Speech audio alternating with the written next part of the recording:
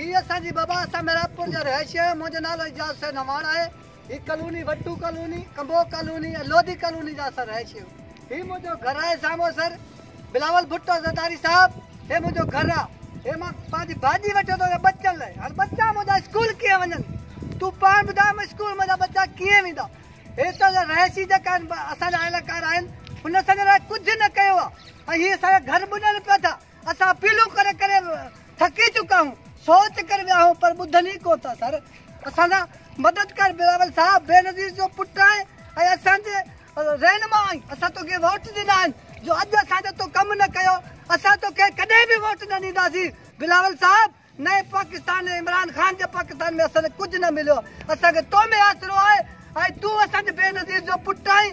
तूं ई असांजो कमु कंदे असां बिल्कुलु तो ते उमेद था रखूं ऐं असां हुज करे तोखे चऊं था।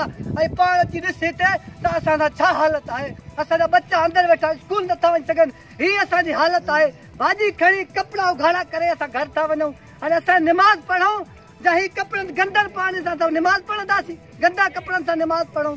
छा असांजी हालत आहे? असां ॾाढा मजबूर आहियूं सर। असांजी मदद किस वजह से एहतजाज किया और कहाँ से पानी आ गया इतना ज्यादा? नहीं, ये नाले का पानी छोड़ा हुआ है। पिछली कॉलोनियों का सारा आग ला के इधर बीच में नाला छोड़ दिया इन्होंने। हमारे घरों के रहायशी है, हम उधर आके इन्होंने पानी छोड़ दिया है। सही ते अची असां पानी छॾे ॾिनो अथनि विच ते। ऐं हाणे असां मुसीबत में आहियूं। पोयां पानी हिते अची नालो बंदि करे छॾियो अथनि। हाणे असांजे घरनि में पानी थो वञे। असां काॾे वञूं सर? बिलावल साहब, असांखे असांजी अपील तव्हां वटि आहे।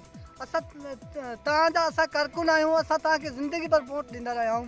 असां बेनज़ीर साहिबा खे बि वोट ॾींदा रहिया आहियूं, तोखे बि वोट ॾींदा रहिया आहियूं। भुट्टो साहिब जे दौरान खां वठी वोट ॾींदा रहिया आहियूं तव्हांखे। असां भुट्टो साहिब जे जेकी पंहिंजी हुई हुकूमत उहा बि असांखे यादि आहे। हुन वक़्त खां वठी असांजा तव्हांजा वर्कर आहियूं, लेकिन असांजी केर बि तदाद फ़रियाद कोन थो ॿुधे। असां हिते रुली विया आहियूं। तूं ई असांजो रहनुमा आहीं, तूं ई असांजो लीडर आहीं। तूं ॾिस असांजा छा हालत आहे।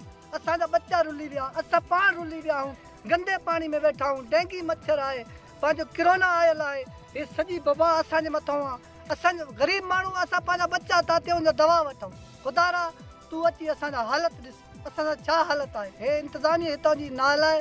असां प्लीज़ असां तोखे रिक्वेस्ट था कयूं त तूं असांजी हालत ॾिस। आज के एहतजाज की क्या वजह थी? सर ये मैं मेहरापुर का रिहायशी हूँ। डॉक्टर राशिद मुगल और इस मोहल्ले वालों की तकरीबन 6 महीने से मुसलसल में देख रहा हूँ। ऑफिसर विज़िट भी कर रहे हैं, लेकिन इनको जिस तरह ये शकील भाई ने कहा कि लॉलीपॉप दे के चले जाते हैं, काम नहीं करते, इसी तरह आसरा दे देते हैं। हम पीपल्स पार्टी की ये गवर्नमेंट है। लोग कहते हैं कि नया पाकिस्तान में कुछ नहीं मिला। बिलावल भुट्टो ज़रदारी साहब, ये सिंध में गवर्नमेंट आपकी है। आप अपने हाल देखें इधर की इंतज़ामिया का, जो लोगों का कुछ नहीं कर रहे और लोग यहाँ बिजली और दूसरी बीमारियों, मच्छर, डेंगू की वजह से परेशान हैं। बच्चे स्कूलों में नहीं जा सक रहे। यहाँ पर कोई ग्राउंड उनके क्रिकेट खेलने का नहीं है। लोग बच्चे जहनी मरीज़ हो गए हैं यहाँ के। लिहाजा आप पीपल्स पार्टी की लोग हैं और आप ऑफिसर्स भी आपके हैं। आप इनको हुक्म जारी करें कि ये जल्दी से जल्दी काम किया जाए। ये किस वजह से आप लोगों ने एहतजाज किया आज? हमारा अहलियान मोहल्ला का यही एहतजाज का मकसद था कि ये जो पानी का बहुत बड़ा इशू बढ़ता जा रहा है। हमारा इधर कदीमी कब्रस्तान है, उसमें भी पानी दाखिल हो गया। हम ये मुश्तरका तौर पे चाहते हैं, हमारा और कोई मुतालबा नहीं है। जायज़ मुतालबा है कि TMO मेहरापुर AC साहब इस पानी का कोई भी तदारक करें और हमारे इस अजाब में से, मच्छरों में से जान छुड़वाई। कितने माह से पानी खड़ा है? तकरीबन ये 6 माह 8 माह हो गए हैं इस पानी को खड़े हुए। हम डेली टाउन कमेटी के चक्कर लगा लगा के थक गए हैं। कोई उनके माथे पे जूं तक नहीं रिंग रही। तो एडमिनिस्ट्रेटर आपको क्या कह रहे हैं? 2-3 दफ़ा विजिट किया भाई इधर, कोई वो बस आते हैं हमें लॉलीपॉप दे के चले जाते हैं। हम आज कर रहे हैं, कल कर रहे हैं, कोई अभी तक कोई इस मसले का कोई तदारक नहीं किया गया। हम इसलिए मुश्तरका तौर पे आज इकट्ठे हुए हैं कि हमारा ये जायज़ मुतालबा है, इसका कोई जायज़ हल निकाला जाए। ठीक है, कुछ शहर के ऐसे अनासर भी हैं जो ये चाहते हैं कि इधर से ये नाला वाला नहीं बने, तो वो इंतज़ामिया का काम है। इंतज़ामिया खुद देखे, इंतज़ामिया खुद खड़ी होकर इधर इस मसले का हल करे।